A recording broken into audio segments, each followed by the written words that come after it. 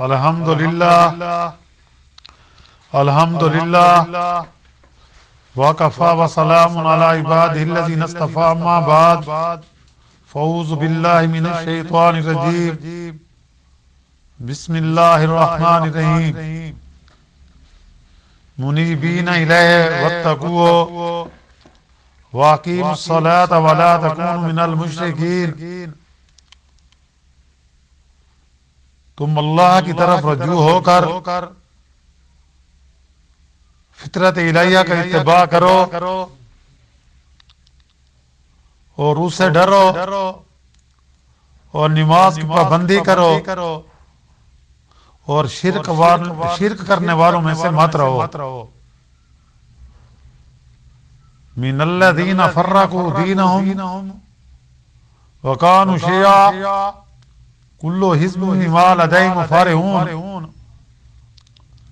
جن لوگوں نے اپنے دین کو ٹکڑے ٹکڑے کر لیا اور بہت سے گروہ ہو گئے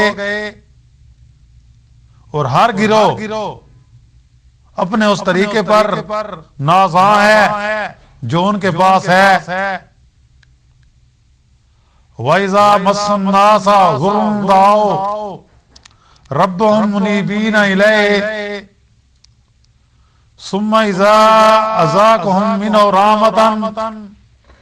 إِذَا فَرِيقٌ مِّنْهُم بِرَبِّهِمْ يُشْرِكُونَ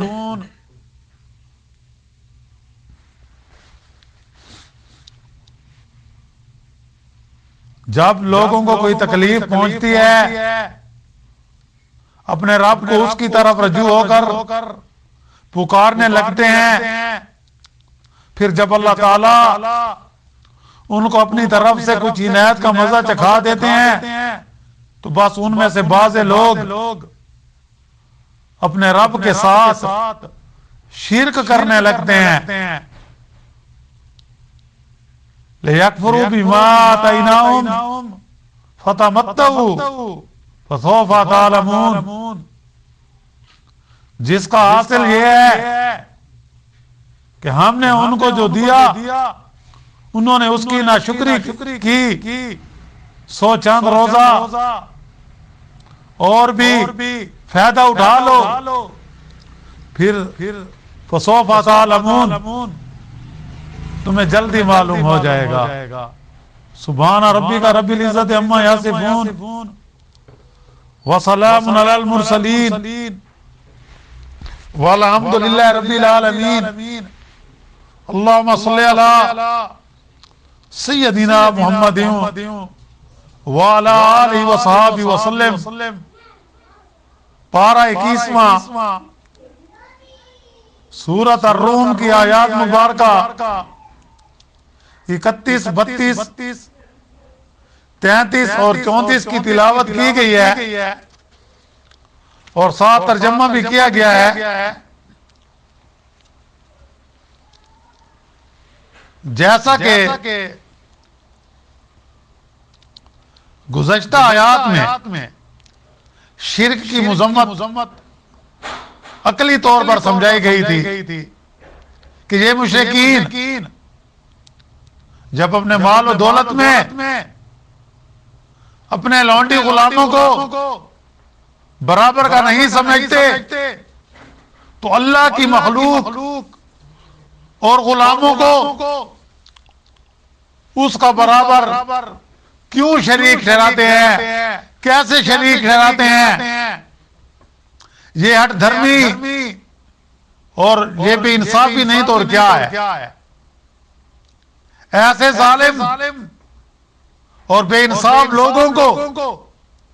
جو جہالت کے اندھیرے میں اپنی خواہشات کے پیچھے شتر بے مار کی طرح دوڑے چلے جا رہے ہیں، نہ سمجھانے والوں کو سنتے ہیں نہ اپنے خیر خواہوں کی طرف نظر اٹھاتے ہیں، تو انہیں کون ہدایت کر سکتا ہے؟ جو اللہ کے احکام کو نہ سننے، جو اللہ کے احکام کو نہ دیکھے، وہ گمراہ نہ ہو تو پھر کیا ہو؟ ایسی حالت میں مخاطبین کو سمجھایا گیا کہ تم ایسے ہوا پرست ظالموں کو ان کے حال پر چھوڑ دو اور اپنا منہ سیدھا دین حنیف یعنی اسلام کی طرف پوری توجہ سے رکھو اور بغیر ادھر ادھر مائل ہوئے دین کے سیدھے راستے پر چلو اور فطرتی الہی کو نہ بدلو اور اسی پر قائم رہو اور اسی میں تمہاری کامیابی ہے۔ تو اس سلسلے میں آگے ان آیات میں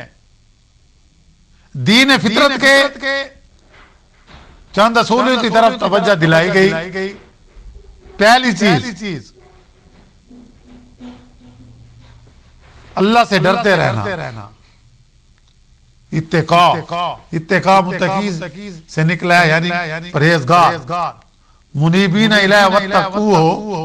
منیبین الیہ واتقوہ کہ اللہ سے ڈرتے رہنا، اللہ کے ڈر سے گناہوں سے بچے رہنا، اس کی نافرمانی سے بچنا، کسی کی جان پر ظلم اور زیادتی نہ کرنا، کسی کو دکھ نہ دینا، کسی کو رنج نہ پہنچانا، کسی کو پریشان نہ کرنا۔ اور دوسری چیز اقامت الصلاۃ یعنی کہ واقیموا الصلاۃ کہ نماز قائم کرو، یعنی نماز کو قائم رکھنا،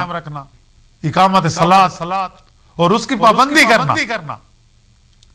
یعنی یہ چیز اتقاء یعنی اللہ سے ڈرنا، یہ تو ایک ذہنی اور قلبی کیفیت ہے۔ ہمیں یہ جو ہے ہمیں کیا پتہ ہے کہ اندر سے آدمی کیا ہے،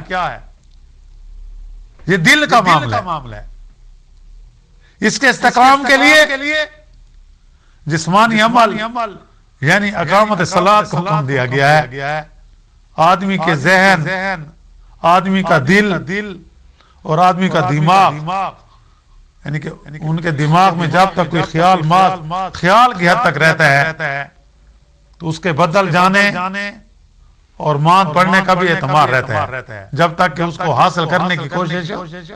نہ کرے۔ لیکن جب وہ اس خیال کے مطابق کام کرنے لگتا ہے تو وہ خیال اس کے اندر جاڑ پکڑ لیتا ہے، اور جو وہ اس پر عمل کرتا ہے اس کا استحکام بڑھتا چلا جاتا ہے۔ اس لیے خوف خدا کو مستحکم کرنے کے لیے ہر روز 5 وقت پابندی کے ساتھ نماز ادا کرنے کی ہدایت فرمائی گئی۔ نماز ایک ایسا عمل ہے جو ہر چند گھنٹوں کے بعد ایک ہی متعین صورت میں آدمی کو دائماً کرنا ہوتا ہے، وہ فرض ہے۔ جو بالغ ہے، عاقل ہے تو اس پر نماز فرض ہے، نماز معاف نہیں، ایک مسلمان ہے تو۔ اور اس میں ایمان اور اسلام کا وہ پورا سبق جو قرآن نے اسے پڑھایا ہے بار بار دہرانا ہوتا ہے کہ اسے بولنے نہ پائے۔ اب تیسری چیز شرک سے بیزاری، شرک سے کہ وَلَا تَكُونُوا مِنَ الْمُشْرِكِينَ کہ مشرکین میں سے نہ ہونا، مشرکین سے علیحدہ رہنا۔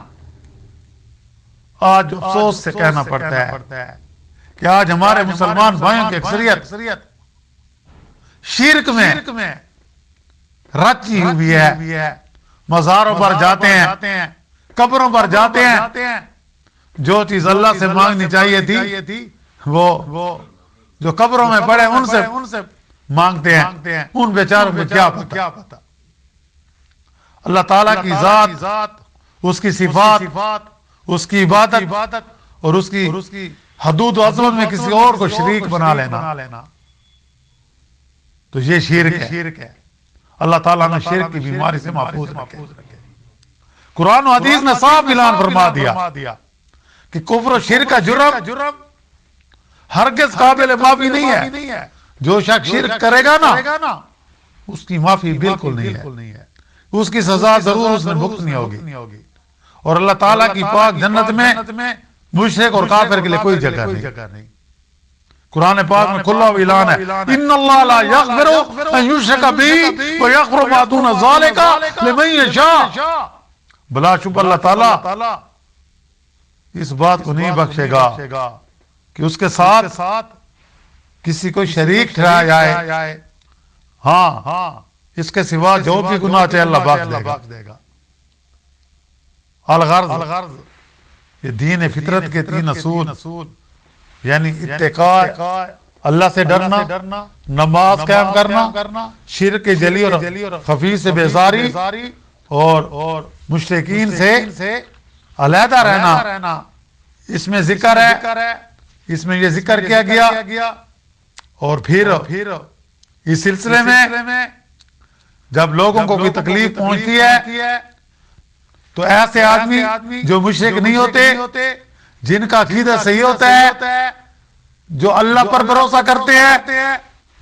تو وہ کسی اور کے دربار پر، کسی مزار پر، کسی اور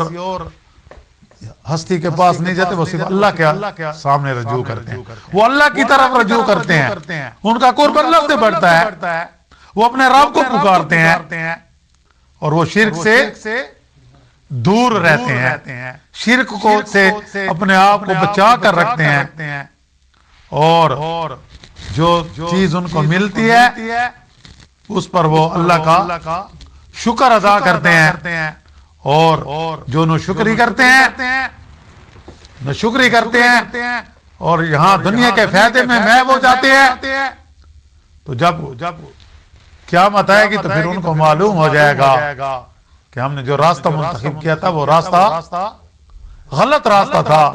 اللہ تعالی ہم سب کو شرک کی وبا سے، ہر شرک جلی سے، شرک خفی سے، ہر قسم کے شرک سے محفوظ رکھے اور اپنی رحمت کا معاملہ کرے، اور ہم تمام اہل ایمان کا خاتمہ ایمان پر فرمائے، اور جتنے ہمارے مسلمان بھائی دنیا سے رخصت ہو گئے سب کی بخشش فرمائے۔ وآخر دعوانا ان الحمدللہ رب العالمین۔ ربنا آتنا فی الدنیا حسنۃ وفی الآخرۃ حسنۃ وقنا عذاب النار وادخلنا الجنۃ مع الابرار یا عزیز یا غفار یا رب العالمین۔ ربنا تقبل منا انک انت السمیع العلیم وتب علینا انک انت التواب الرحیم۔ صلی اللہ تعالی علی خیر خلق محمد وآلہ وصحبہ اجمعین برحمتک یا رب۔